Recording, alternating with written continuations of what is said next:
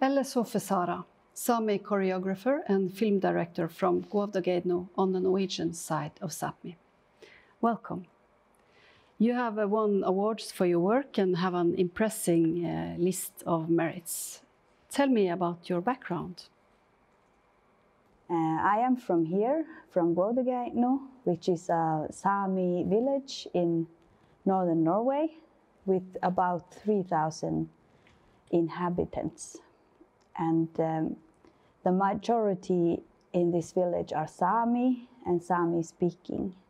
It was not actually until when I was 16 years old that when I moved away to go to school, that I had to relate to both Norwegian language and Norwegian surroundings. It was the first time I got Norwegian friends, because my family was very based just here and didn't travel so much. And I have thought that, I think that fact that the Sámi is very evident in my artistic work as well. I think it comes also from this place actually, where we are and where I also live now. And I also remember when I moved away when I was 16, I thought I'm going to move back again and I'm going to live here for the rest of my life. and this is, many things have changed since I was young or younger. But that thought is still in me, that I will, I think that I will live here for the rest of my life. You are the festival profile at the Arctic Arts Festival in Harstad, both last year and this year, and you are showing Vastados Ena, The Answer is Land. Can you tell us more about this project? Yeah, the Answer is Land, Vastados Ena, is a performance that, through movement and yoik, kind of makes us reflect on the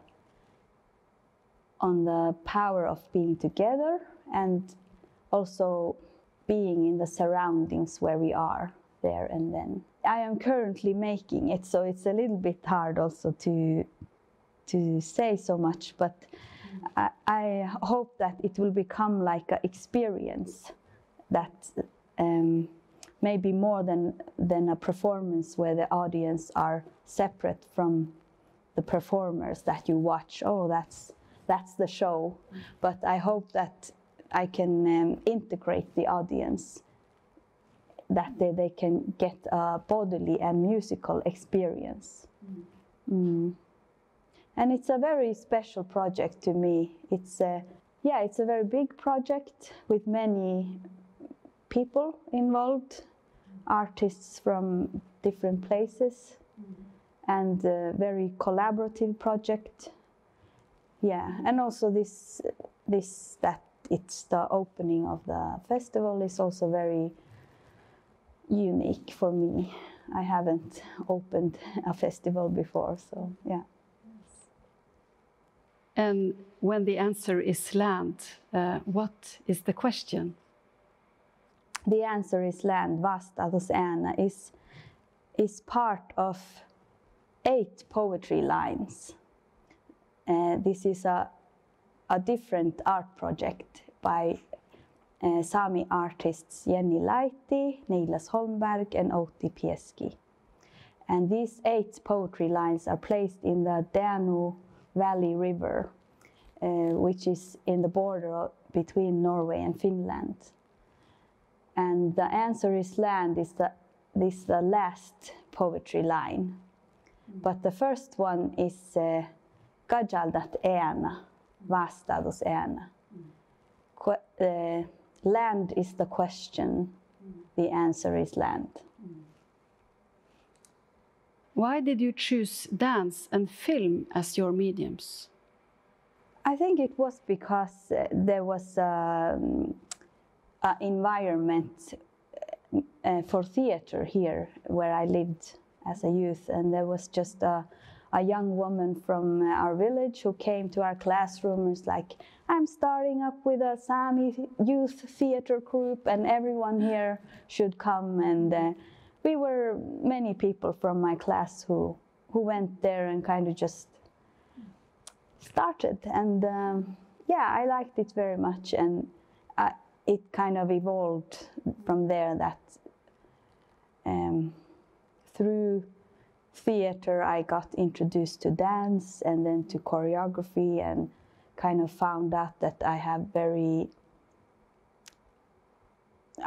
specific ideas that I want to to develop rather than dance in someone else's idea. So that's how it came about. And also film was something that I started at the same time to make short films.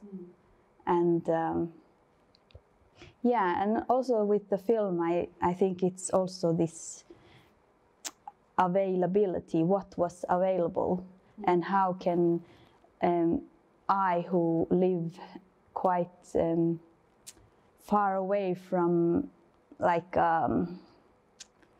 artistic or like there are not so many people here. So how can I show bits of our lands and our ways of being? Yeah, and the film is very good for that you can come so close, even though that you are watching it in Germany or US or yeah, wherever. What would you say is your main purpose or mission in your art? I have been working with a lot of themes and also therefore a lot of purposes. So I think that each idea have its own purpose, and it kind of leads me. The answer is land evolves themes like nature and also the climate crisis or our connection to nature. And I have kind of, it's also my own curiosity or like feelings about that in one way I am Sámi and like, and I am familiar with a lot of traditions or ways of thinking in relation to nature and things I feel are very valuable. And in another way, I'm also part of this bigger society and this kind of worldly discussions that are about climate change.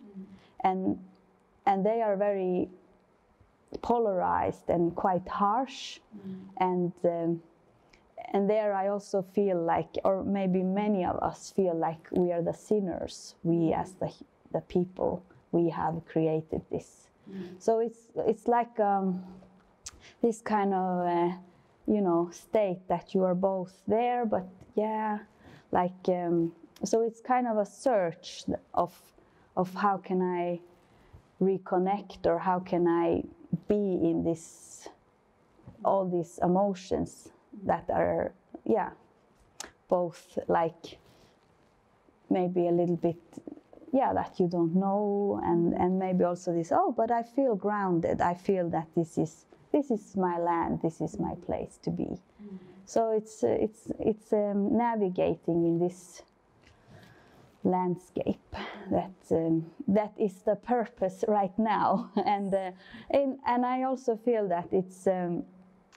In that way, it's not only the purpose of my art, but it's also the purpose for me as a person right now. So it's like connected. How do you bring indigenous knowledge into your films and performances? Sometimes, like for this work, I haven't researched with elders like I have done before, but I have consciously thought of traditions relating to nature that I have learned before, and sometimes I can also like call my aunt or call my mother to just like refresh. Yeah, what was this again, and why do we do this? So in that way, I try to kind of just integrate things that I have learned, but maybe more consciously bring them in, either like that it embraces the whole work. So it's not maybe that it's something specific that you see, this is that, but I hope that it embraces the way of thinking or that feeling that I bring audience to this way of thinking or this kind of landscape. So, but with my two latest short films, I have been more concretely working with interviewing elders about movement traditions in Sámi. For those two short films, Ribarihan Gitu Gitu, that was also a question of financing, for example, that if I was just to document something, then it would be a different, something different, and it would probably maybe just go to an archive or something. But making a short film, you also get to show it more, and it's more interesting also as a, not only about a documentation, but as a artistic work of its own that can live maybe longer, and also more, also not only like international audience, but also the Sámi community. Yes. That something's more available also for youth and children, that it can be something that they can watch. Absolutely. Climate change is threatening the existence of humanity. Is this an issue you have worked with before? When did you start? It was in 2010, like 11 years ago, that me and Alexandra Wingate had Indigenous artist gathering at the Ridu Festival. We were 10 indigenous artists from Greenland, Guatemala, also Amazonas and Russia and Sámi. And we worked on this, that was the topic of those 2 weeks. Yeah, and so it was very nice to meet other indigenous people also. And I think it's, this indigenous knowledge or indigenous people, it can also be something so kind of become a little bit romantic, or like, the indigenous people, or yeah. And in that meeting at Ridu, we also had like one was a spiritual leader so it just became more concrete for me, that it's not like that we know the answer, this is the right way, that's it, liksom punktum. Yeah, so I think that I learned from that, and it has been with me. There was also many strong meetings there with other artists, and I think it has been with me, but I haven't worked with climate change as a theme separately.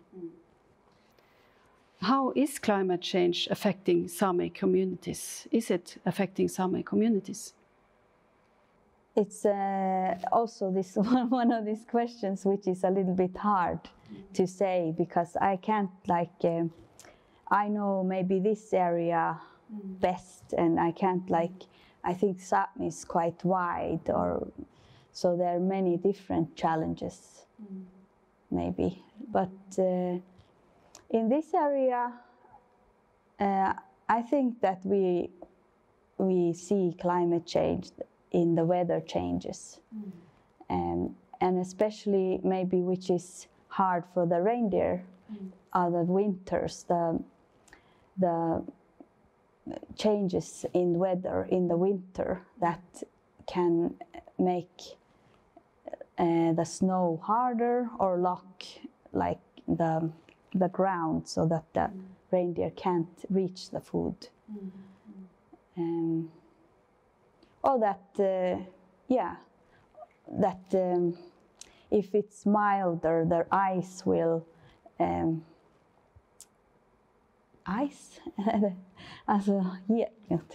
it will ice in a different way.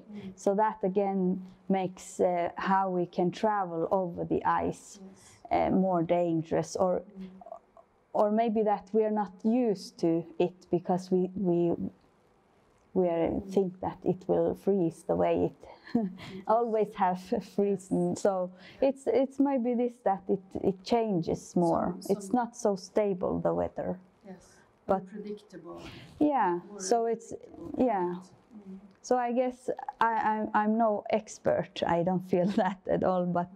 But it is very clear that there is climate change, and I think we feel it because we are in the north and in this winterland where the climate or the weather is very extreme, and we are very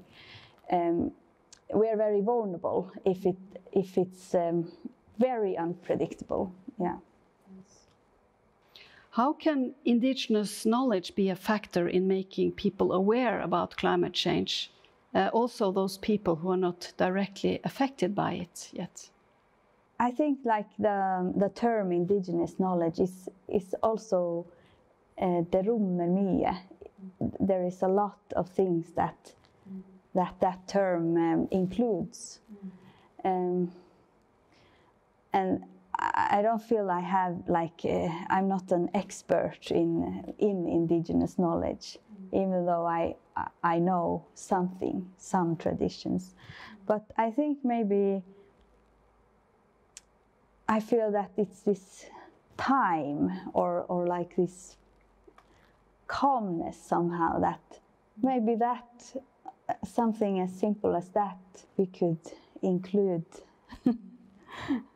Yeah. But first, it's the Arctic Arts Festival in Norwegian, Festspillene i Nord-Norge, that you are preparing for. And actually, you are taking a break from rehearsals to make this interview. So, Elle Sofe Sara, thank you and good luck.